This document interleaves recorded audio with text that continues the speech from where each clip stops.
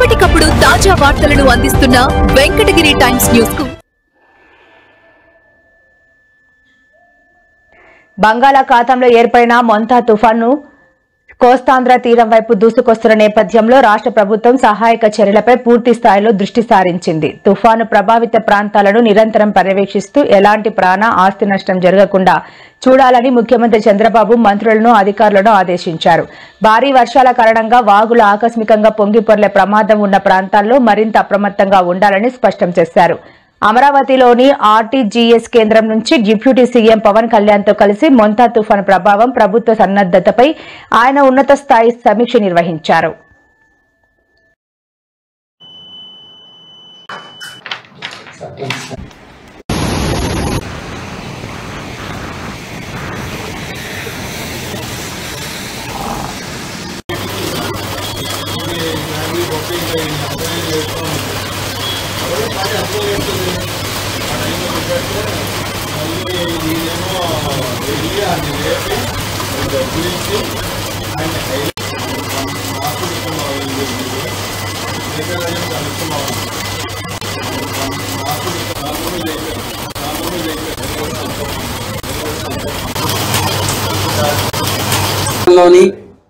నిన్నటి తీవ్ర వాయుగుండం నిన్న రాత్రికి సైక్లోన్ మోంతా రాత్రికి మధ్యలో ఆంధ్ర కోస్తా తీరంలో అనగా కళింగపట్నం మచిలీపట్నం మధ్య కాకినాడకు అతి సమీపంలో తీరాన్ని తాకే అవకాశం ఉంది. వర్షాలకు ఆస్కారం ఉంది. ఇక ఈ 24 గంటల్లో పశ్చిమ రాయలసీమ అయిన కర్నూలులోను, అనంతపురంలోను, శ్రీ సత్యసాయి జిల్లాలోను 1-2 చోట్ల భారీ వర్షపాతం నమోదయ్యే అవకాశం ఉంది.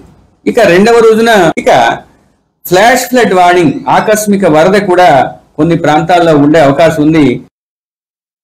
పరిశీలన చేయటం జరుగుతుంది.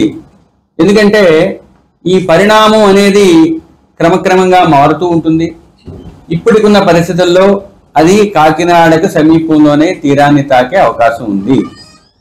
తీరాన్ని తాకే సమయంలో 90 నుంచి 100, గరిష్టంగా 110 కిలోమీటర్ల వేగంతో బలమైన గాలులు వీచే అవకాశం ఉంది. కాబట్టి ముఖ్యంగా కాకినాడ పరిసర ప్రాంతాల్లోనూ, కోస్తా తీరంలోనూ చాలా చోట్ల తీసుకోవాల్సిన జాగ్రత్తలు. బంగాళాఖాతంలో ఏర్పడిన తీవ్ర